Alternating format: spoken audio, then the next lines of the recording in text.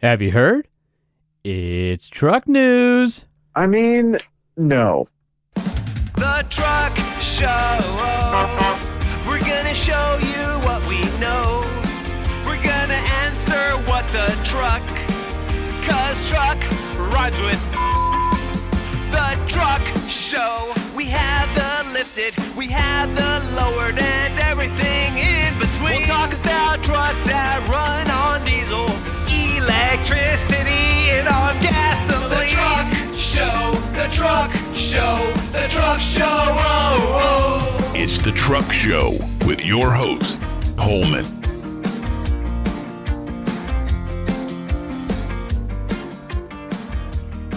The Truck Show podcast is brought to you by the following sponsors.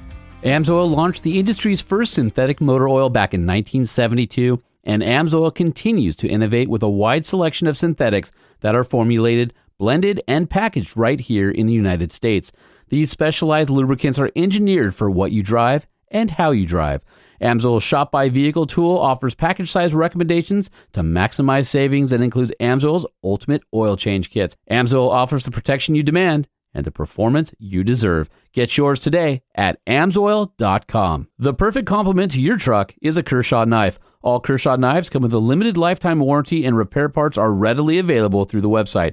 Kershaw knives include lifetime sharpening, and the lineup has everything from EDC knives that can be used and abused for under $50 all the way up to high-end collectibles. Thanks to our generous partnership with Kershaw Knives, Truck Show podcast listeners can get 40% off MSRP and free shipping over $50 by using the code 2TSP2025. It can be used more than once and even includes automatics. Visit kershaw.kaiusa.com today. When it comes to amazing vehicle-based adventure content, how-tos, and great storytelling, only one brand is doing it right in the print magazine space, and that's OVR, Outdoor Vehicle Recreation.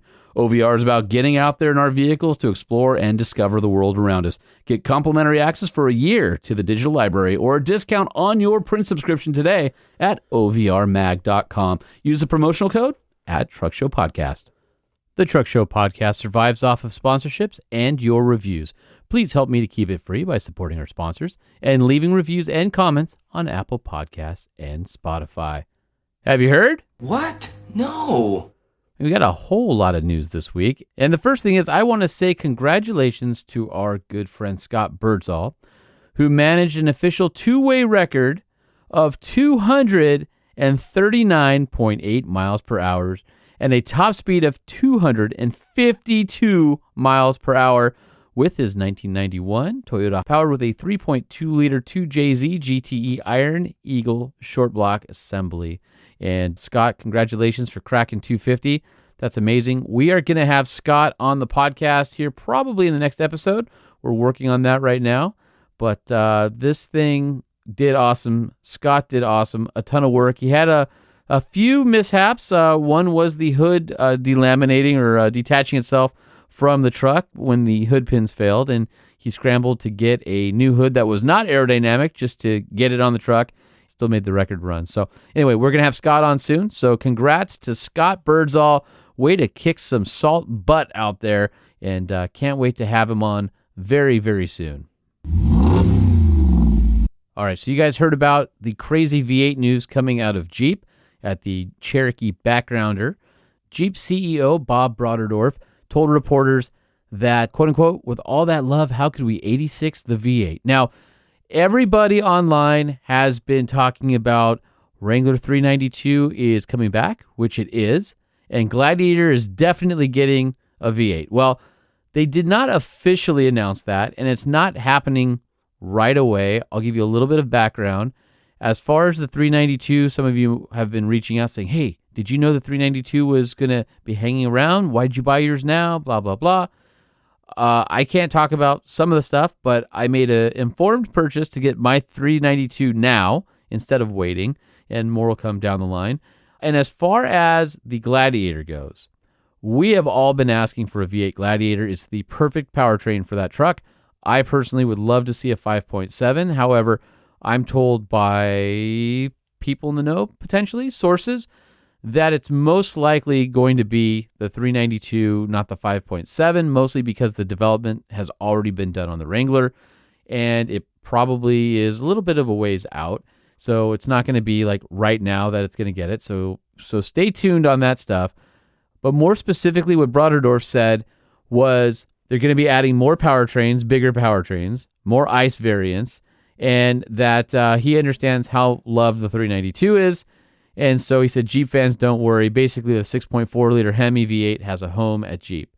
So they're going to extend that availability on the 392. So that is a fact. As far as the Gladiator goes, basically what was said was Gladiator has seen significant growth year over year. It's been driven by Rubicon and Mojave, and Wrangler and Gladiator fans and Hemi fans in general, don't worry, quote unquote, we got you. So 392, yes, definitely in the Wrangler. 392 in the Gladiator, not officially confirmed, just being hinted at. The V8 will be in the Gladiator. I think there's no doubt from what Bob said. However, is it the 5.7? Is it the 6.4? I'm going to guess it's the 6.4 392 based on what I know. Although I do think a non-performance version, truck engine 6.4 or 5.7 would be great. But my understanding is the 5.7 supply might be strained because the Hemi's showing up at other places like the new Charger and the Ram trucks and other things like that. So anyway, stay tuned. There's a lot more to come on this story. It's just a giant teaser that was mentioned in the conversation about Cherokee, and the whole internet lit up. And I want you guys to know V8s are here to stay. We fully support it, but it's not official, not officially official, but V8 coming to Gladiator, probably not going to be right away. What's it going to be? I, for one, would love a Hemi Gladiator. And in fact, if that was available right now, that's probably what I would have gotten. It just seems too good to pass up. So stay tuned. So while we're on the topic of Stellantis Hemi V8s, the Durango is sticking around for 2026, and now it's V8 only, which is, all right, kind of cool. It sounds like it's going to be a price a little bit higher, but there's going to be V8s offered, no V6s. There'll be an entry-level Durango GT that'll have the 5.7-liter V8, so that's 360 horsepower, 65 more than the Pentastar. And that will be a starting price of $44,490, so about $4,000 more. The next step up is the RT. That's going to get the 6.4-liter 392. That's 470 horsepower, 475 pound-feet of torque, so that's 115 horsepower more than the outgoing engine. And then Dodge didn't provide a starting price, but saying it would be under $50,000. And then there's now the jailbreak trim. So that's the SRT Hellcat powered Durango. And then it offers a slew of customization options, just like the jailbreak on the previous generation Challenger and Charger. And that's going to start at $81,990. So anyway, big news for V8s. We're here for it. And Ford has announced the 2026 Ford Bronco will offer a 60th anniversary package. And so it was first built in 1965. 60 years, although not continuous, as we all know. Is that fair, by the way? Do you think that they deserve to have 60th anniversary when they went away for a while? What do you think? I'm kind of curious. truckshowpodcast@gmail.com. So the 2026 Bronco 60th anniversary package will be based on the Outer Banks, which is the mid-level trim. And then it gets a bunch of unique upgrades. So Sasquatch off-road kit, and you can get either the 2.3-liter EcoBoost 4-cylinder engine or the twin-turbo 2.7-liter V6. On top of that is a bunch of cosmetic upgrades, so you get 17-inch gravity gray wheels with vermilion red center caps wrapped in 35-inch Goodyear Territory RT tires. And then you also get the Bucking Bronco logo on the center caps, 1966 and Ford Bronco word marks on the outer ring of the cap, kind of that old school vintage vibe, which is really cool. And you also get front and rear lockers, and you get a set of running boards to help you get into it. It also gets a unique grille in a what they call, I guess, a warm alloy paint. And there's body side decals. And the colors offered will be Ford's awesome Wimbledon white with a matching roof, and it'll have vermilion red decals. Or you can get a vermilion red Bronco with a Wimbledon white roof and decals for that contrast. And then you get a spare tire carrier cover on both that gets to have a Wimbledon white with Bronco on it in vermilion red. And then you get the special anniversary badging, which is pretty cool. I heard there's also a few Easter eggs hidden on there. if you're interested in picking up an anniversary Bronco, the 2026 model is probably the way to go. Of course, on the inside, you get ebony leather, bolsters, you get Alpine leather inserts, 60th anniversary, Boss logos, all that kind of good stuff, along with Bronco red accents on the instrument panel. So anyway, you will be able to order it in October. Don't have pricing on that yet. Mercedes G-Wagon fans, they just reached a milestone. Mercedes-Benz has been building the G-Wagon for 46 years, and the 600,000th G-Wagon, or G-Class, has just run off the assembly line.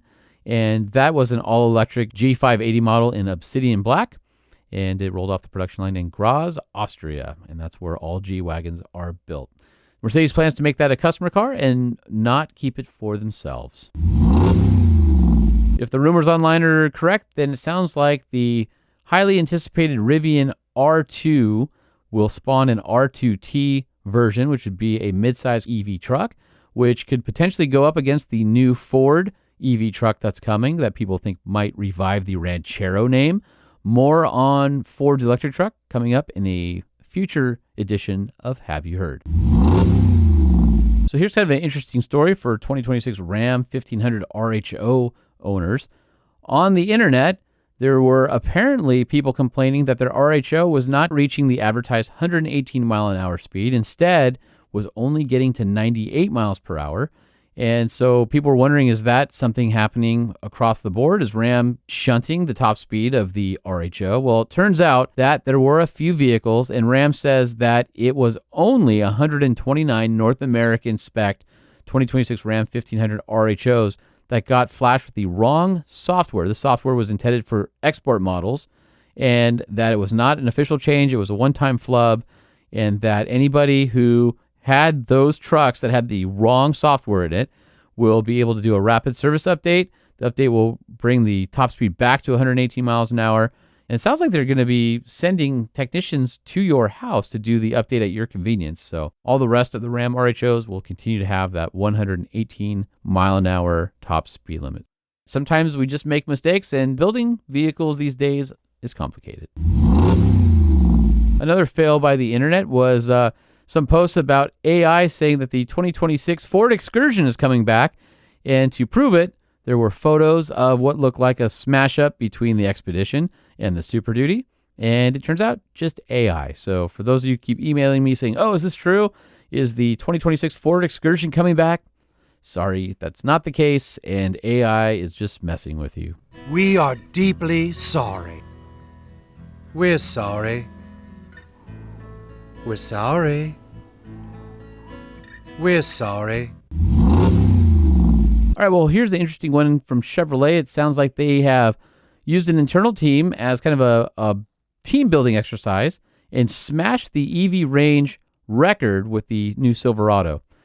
But they did it in ways that you probably wouldn't drive normally.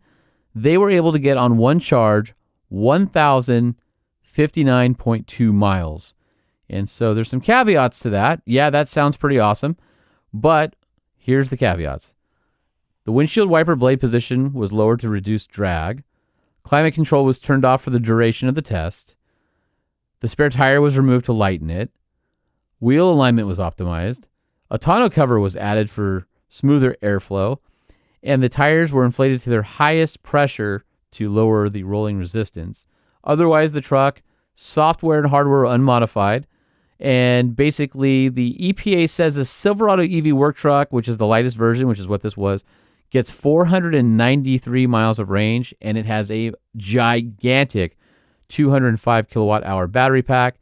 In order to break this record, a group of about 40 employees drove a production Silverado, but they did it around Detroit's Belle Island over 7 days to set the record. It was done with a speed target range of 20 to 25 miles per hour in the middle of the summer. So part of it was reducing drag, but also optimized battery efficiency because in warmer weather, the batteries do better. So in theory, this is something that a customer could replicate, but I don't think anybody wants to drive at 20 to 25 miles per hour for 7 days to just see how far they could go. But GM did it for you, so you don't have to worry about it. All right, so Ford is switching up the Super Duty offerings for 2026. And there's a few highlights to pull out of the press release. One is the standard output 6.7 Power Stroke is now available on the F250 Tremor. And you can also get a 6 3/4 foot bed on Super Cab models. And before, the F250 Tremor off-road package was available with the high output version of the 6.7 liter, making 500 horsepower and 1,200 pound-feet of torque, which is overkill for some people. Standard output, plenty, 475 horsepower and 1,050 pound-feet of torque. And it's about a $2,500 option to go from one to the other. Of course, you can still get the Godzilla 7.3 liter gas engine. And there's also some other things, an STX appearance package, and on dual rear wheel trucks. Ford now includes body colored front and rear bumpers, a painted grille on the STX, a few other things like that. And the STX models can get a 40-20-40 split bench seat up front with a manual driver's lumbar adjustment, on and on. And then you can get Lariats with a new premium package. So that's available on crew cab trucks with the 7.3 gas Godzilla V8. And that package basically bundles in a bunch of stuff. So you get Copilot 360 2.0, Pro Trailer Hitch Assist, Trailer Reverse Guidance, running boards, power sliding rear glass, all part of the package, so you don't have to buy them a la carte anymore. And then Ford also offers a connectivity package, which gives you a Wi-Fi hotspot, and a $725 fee covers the truck for 7 years. So standard for 1 year for fleet buyers. And then there's a bunch of new colors and standalone accessories. So you can get chrome or black tubular running boards, and you can get an XLT premium package, Lariat, King Rancher Platinum. Ford's offering a number of standalone options, including driver's side keyless entry keypad as an option on the XL, or at the factory with the XLT premium package on up, a battery jumpstart system, a real truck tonneau cover, tailgate lettering by Toughskins, an illuminated Ford grill badge, and then there's 3 new colors available: Argon Blue Metallic, Marsh Gray Metallic, and Iconic Silver Metallic, which is an option only for the fleet trucks. So looks like Ford is tweaking the Super Duty to make it a little bit easier to buy and fit what people are looking for a little bit better. Jeep also teased the new face of the 2026 Jeep Grand Wagoneer. Looks like a Wagoneer S on steroids. Makes the Wagoneer look really kind of futuristic. It's very cool. No word on whether the normal Wagoneer gets the same styling upgrade or if this is a way to push Jeep Grand Wagoneer out further. By the way, it's not going to say Wagoneer on it anymore. You get Jeep on the leading edge of the hood now. Jeep is embracing their Wagoneer roots, which is super cool. I always thought it was weird that they tried to do the sub-brand thing that confused everybody. So looking forward to finding out more about the updated Wagoneer and Grand Wagoneer, and not sure if the Hemi will return to those models as well. If you remember, the 6.4 and 5.7 were available before the Hurricane engines took over. So it'll be interesting to see if you'll be able to get a V8 in those new trucks as well. And one last bit of news. America's Most Stolen Vehicle is not a truck, but there are plenty of trucks in the top list. So this new list was released last week by the Insurance Institute for Highway Safety.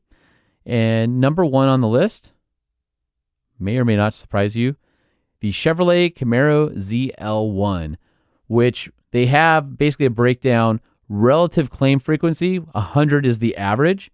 The relative claim frequency of the Camaro ZL1 is 3,949, which beats the second place Acura TLX all-wheel drive, which came in at 2,138.